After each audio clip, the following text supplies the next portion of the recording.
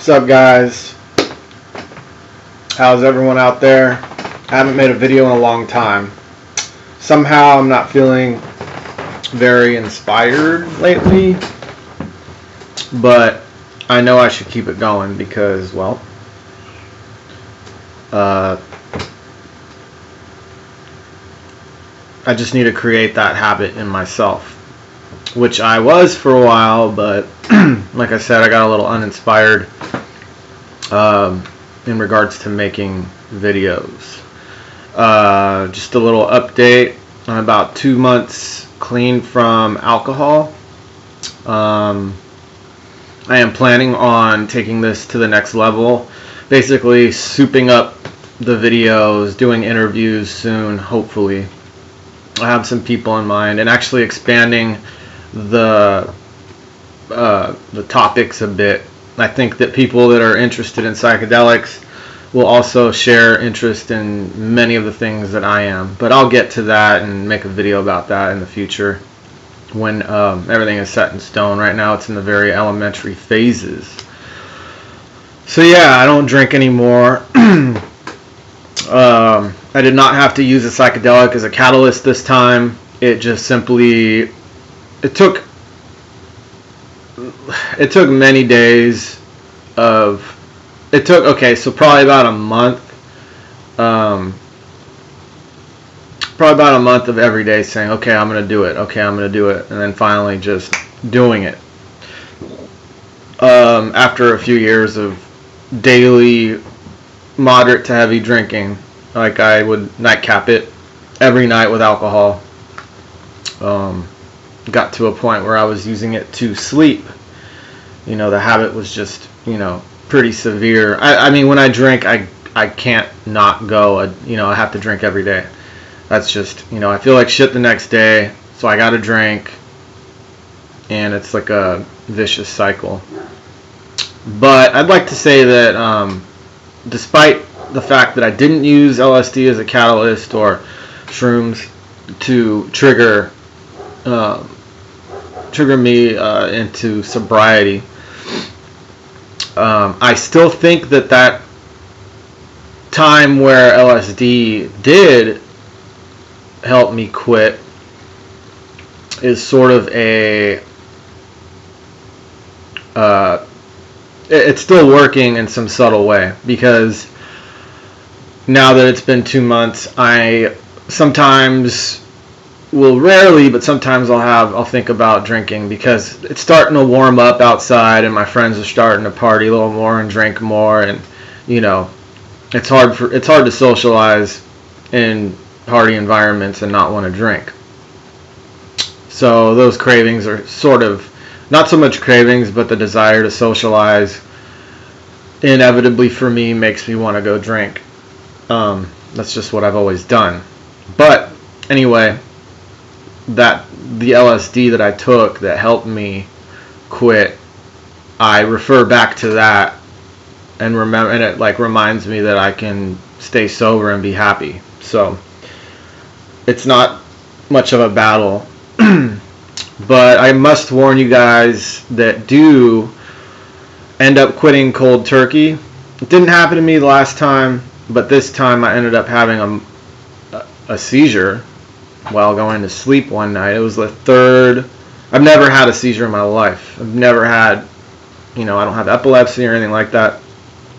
But the third night quitting, I'll tell you, it just, out of nowhere, I had a seizure at 5 in the morning. I was trying to get to sleep, I know I tend to stay up later, but that night was really bad and I couldn't sleep. Like I said, when I'm used to drinking to get to sleep and then taking that away from me, I have to readjust, and I had pretty bad insomnia for a while. But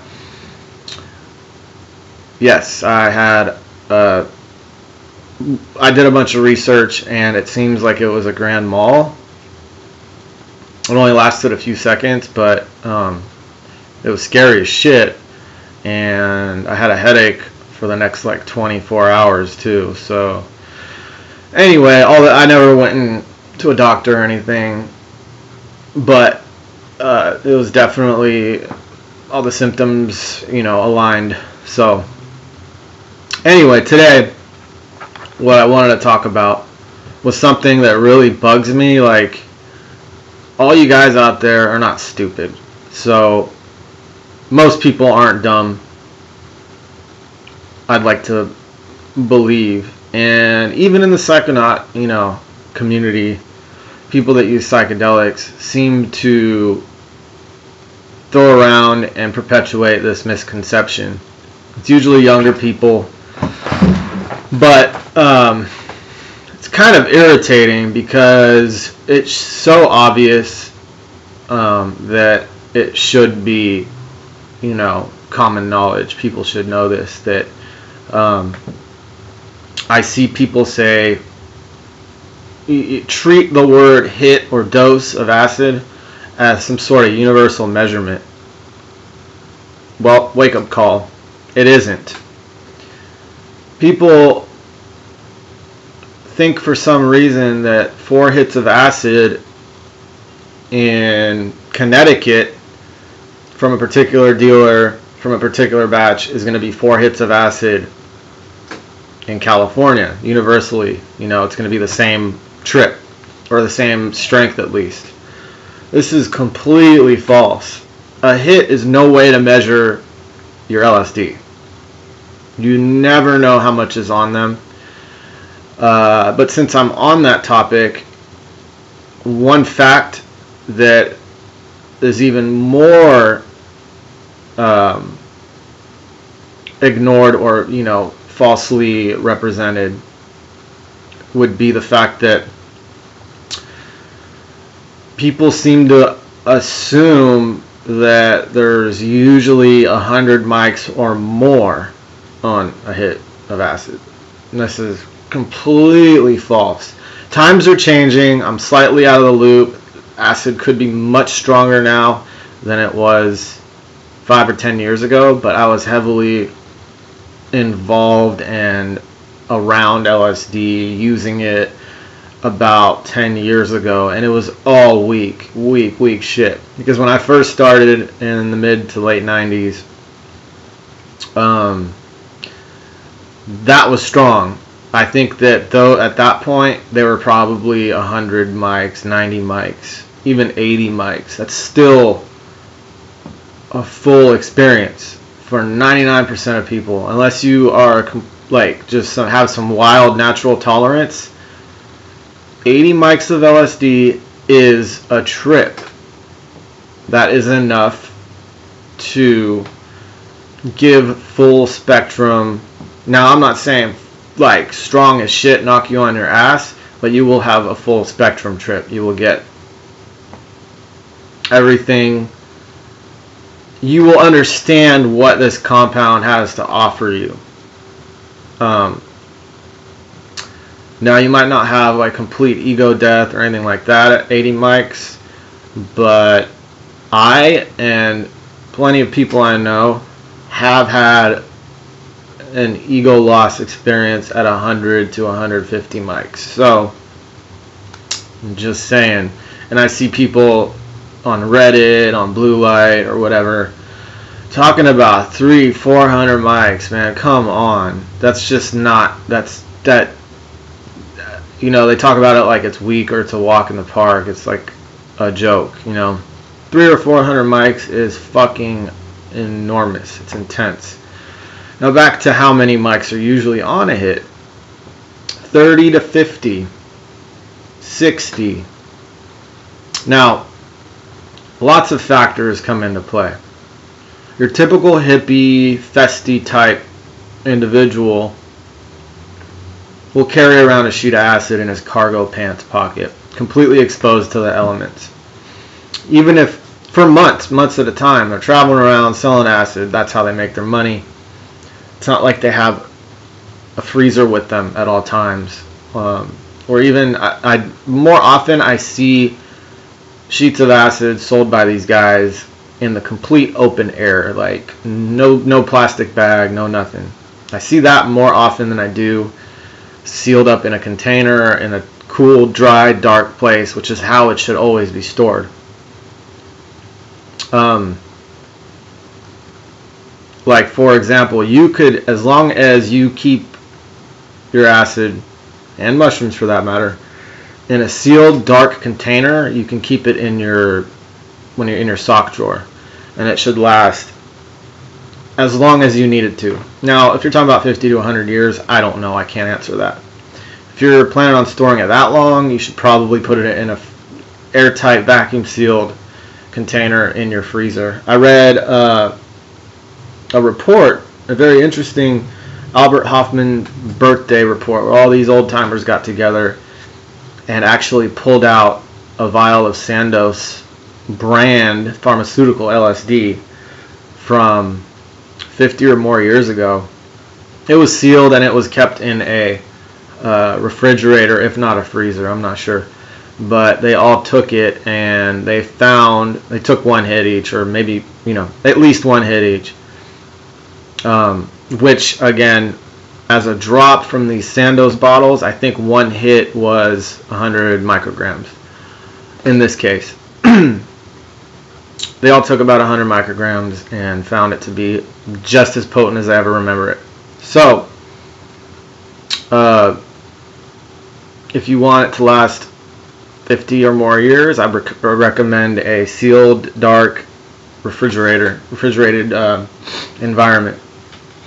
10 years, 5 years, I know for a fact from personal experience, you can keep it in a sock drawer as long as it's sealed up, dark, dry, cool.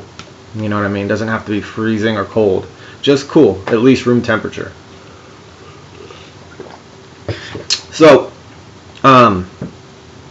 back to the topic at hand. A hit is not a universal dosage measurement. Please stop assuming so. It's dangerous too.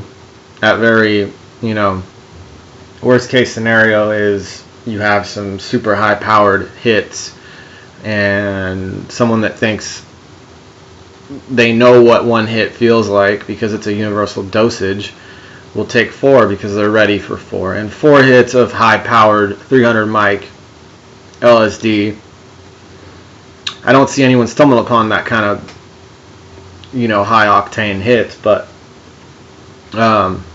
it's always possible. That's worst case scenario. I did a video on HPPD, and